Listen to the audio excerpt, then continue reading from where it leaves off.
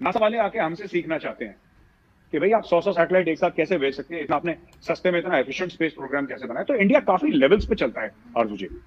एक लेवल पे इंडिया नहीं कि आप बोले तो सिर्फ गरीबी है और अच्छा है, सिर्फ अच्छा है, ऐसा नहीं है। लेकिन गरीबी पे नजर है और चीजें हो रही हैं और मतलब ये ठीक ठीक अच्छाई की तरफ जा रहा है मामा। लेकिन आपको लगता है कि ये जो न्यूक्लियर एसेट्स हैं ये कोई सिक्योरिटी देते हैं आपको या पाकिस्तान को? हाँ बिल्कुल, पाकिस्तान का मुझे नहीं पता, हमें तो पूरी देते हैं। हम लोग बीजिंग को हिट कर सकते हैं, बीजिंग को ये पता है, हमें ये पता है, उसका नहीं करता। ये उसकी इंश्योरेंस वजह से वो पॉलिसी रुके होती है। रहेंगे। सही। वो क्या कर लेंगे?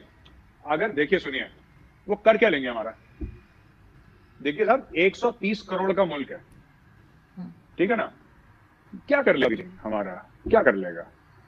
लद्दाख में वो भी बैठे हैं, हम भी बैठे हैं। 50 साल तक बैठे रहेंगे, हम 50 साल तक बैठे रहेंगे। देखिए, India time has come, India has arrived on the world stage.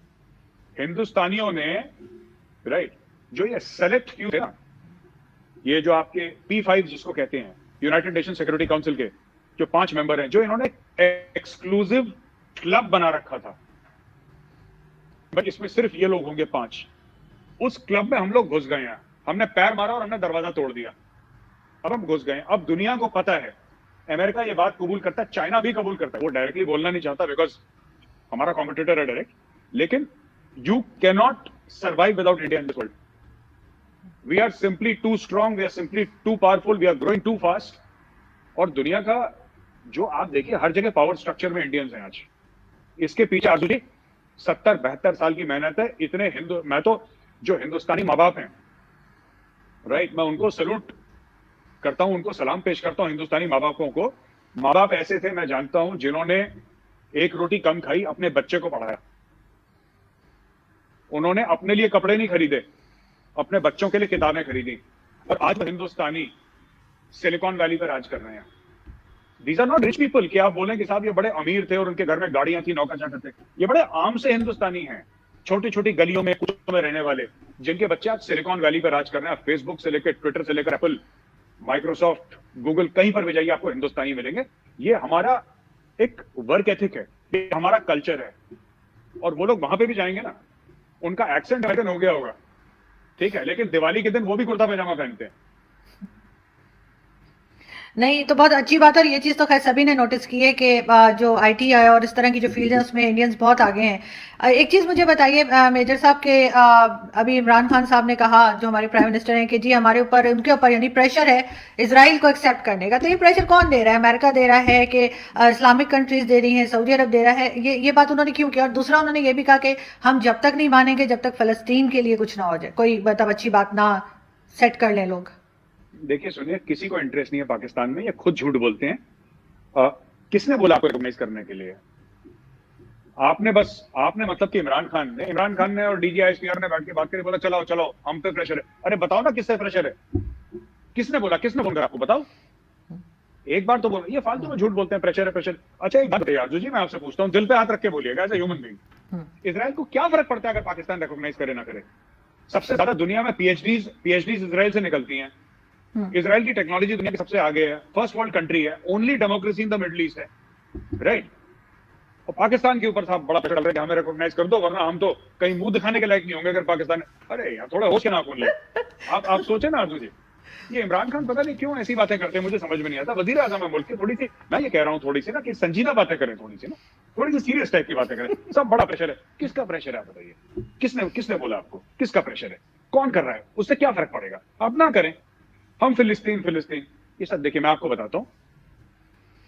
1979 में जनरल जियाउल हक, उस समय ब्रिगेडियर था या मेजर जनरल था, वो किंग हुसैन थे जॉर्डन के, उनके अंडर आके पाकिस्तानी फौज ने फिलिस्तीनियों को मारा है। अर्जुन जी, आप जाके हिस्ट्री चेक करिए, हजारों फिलिस्तीनियों को मारा है।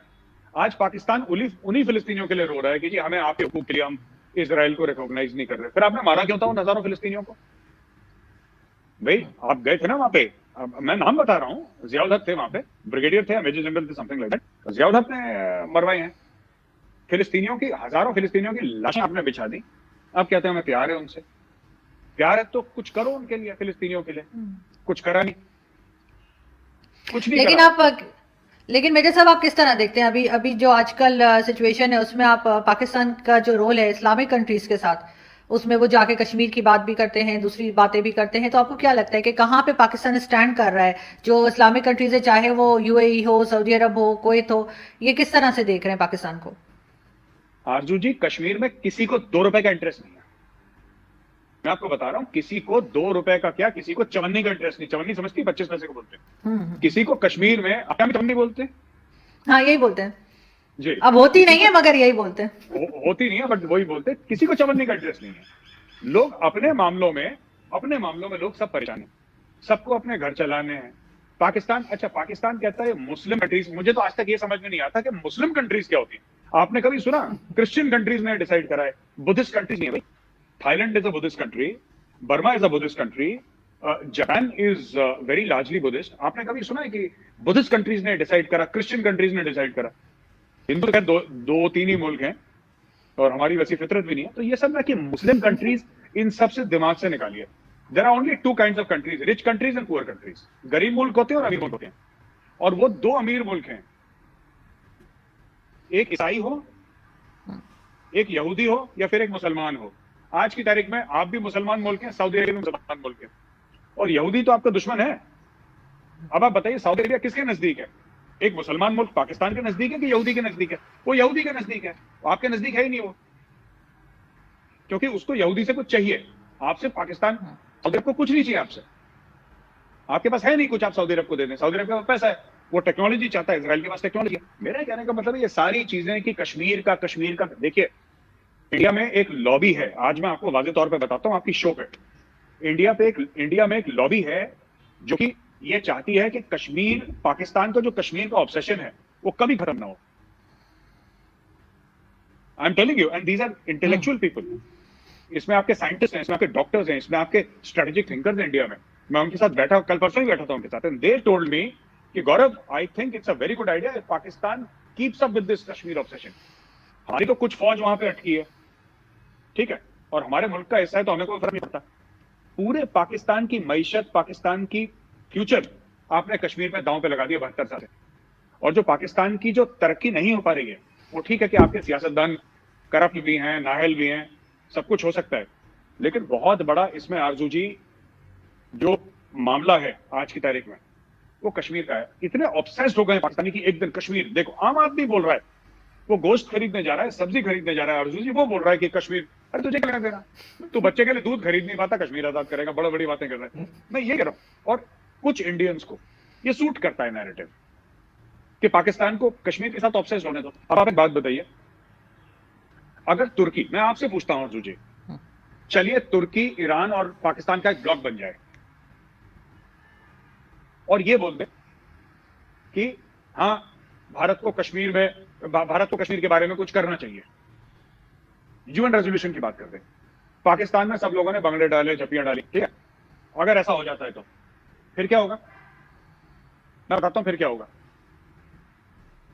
ठीक है। जी। हम लोग वही करेंगे जो हमें मलेशिया के साथ करा था हमने। मलेशिया में भी महातीर बहुत बोल रहा था ना, बहुत चल रहा था। हमने पाम ऑयल कर दिया बंद, महातीर निकल गया, दूसरा आ गया, घुटनों पे आ गया मलेशिया। हम सिर्फ ये बोलेंगे कि कल से तुर्की कोई नहीं जाएगा, जाओ जाओ। लेकिन मेजर साहब आप बेशक पाकिस्तान की बात, तुर्की को अगर पैसा चाहिए हमारा, तो तुर्की को बोलना पड़ेगा हिंदुस्तान जिंदाबाद, वरना तुर्की को 1 रुपया नहीं मिलेगा। अगर नहीं चाहिए पैसा तो बोलते रहो कश्मीर कश्मीर, हमें कोई दिक्कत नहीं है, बोलो, पैसा नहीं मिलेगा हमसे। नहीं आपकी बात ठीक है, आई एग्री विद यू, लेकिन सारी बात यह है कि पाकिस्तान को छोड़ें, लेकिन जो लोग कश्मीर में रहते हैं, मैं अक्सर आप लोगों की डिबेट देखती रहती हूँ रिपब्लिक पे और दूसरे चैनल्स पे, तो जो लोग कश्मीर से आए होते हैं वो खुश नहीं है, वो नाराज हैं, वो अभी इलेक्शन से खुश नहीं है। कम से कम उन लोगों का तो ख्याल करना चाहिए ना। ठीक है, पाकिस्तान को आप सही कह रहे हैं साइड पर हो जाए, लेकिन जो लोग वहां पे, मैंने खुद देखी है डिबेट्स, किसी ने बताया नहीं है, मैं देखती हूँ डिबेट्स, तो ये और बात है, आपकी आजकल नहीं हो रही है तो वो हम लोग बड़ा मिस कर रहे हैं। लेकिन ये कि जो डिबेट्स हो रही हैं उसमें जब कश्मीरी आते हैं, आप चेक कर सकते हैं, वो काफी नाराज हैं। तो वो क्यों इतना खफा है वो आपसे? जी आरजू जी, 2 चीजें हैं। पहली बात तो थैंक यू, आप तुर्की, ईरान, ये सब इंटरनेशनल अफेयर्स से छोड़ के अब आप कश्मीर में आ गए, ठीक है। दूसरी चीज ये है कि जितने हैं जो नाराज है ना हिंदुस्तान से टीवी पे, राइट।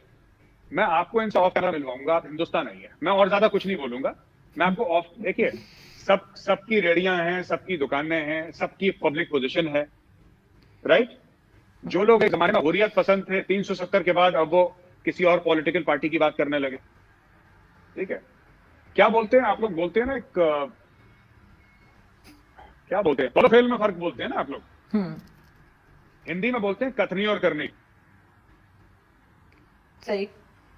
मैं आपके चैनल पे वही बोलता हूं जो मैं रिपब्लिक पे बोलता हूं, जो मैं पर्सनल जब आप उससे मिलेंगे, इंडिया में आएंगी, मैं आपसे पर्सनली भी वही बोलूंगा, और मैं आपसे कश्मीर में जाकर भी वही बोलता हूं। गौरव आर्या की कथनी और करनी, यानी गौरव आर्या की कॉल ऑफ फेल में आपको फर्क नहीं दिखेगा, पर काफी लोग जो टीवी पर आते हैं उनके कॉल ऑफ फेल में फर्क है। दूसरी चीज, ये जो रिसेंट इलेक्शन से खुश नहीं है ना, अगर खुश नहीं है तो इतना टर्नआउट कैसे हुआ, इतने लोगों ने इलेक्शन लड़ा क्यों? और देखिए इलेक्शन तो होगा, चाहे कश्मीर में हो, बिहार में हो, यूपी में हो, राजस्थान में हो, पंजाब में हो, या दिल्ली में हो, या साउथ इंडिया में हो, पूरे में। ये नहीं है खुश तो ना रहे, हम इनको खुश करने के लिए हम क्या करें भाई? मैं इनके लिए गदर कहूँ, कव्वाली कहूँ कि खुश हो जाए। वी आर नॉट इंटरेस्टेड, अगर ये खुश नहीं है तो भागे यहाँ से, वी आर नॉट इंटरेस्टेड, हमें कोई लेना देना नहीं है। पर ये अच्छे लोग हैं, ये जो आते हैं ना panelist, these are good people, ये दिल के अच्छे लोग हैं। बट आप समझ गए मैं क्या कह रहा हूँ? कॉन्स्टिट्यूंसी होती है जी, कॉन्स्टिट्यूंसी होती है। लेकिन वो काफी नाराज थे अभी लास्ट टाइम जब मैंने देखा था। लेकिन मेजर साहब एक चीज और बताइए कि आप मुझे एक मिनट, ये नाराज रहते हैं 9 बजे से लेकर 10 बजे, 10:01 पर दोबारा गौरव इनका भाई हो जाता है, गौरव भाई, और वो हमारे भाई हो जाते हैं।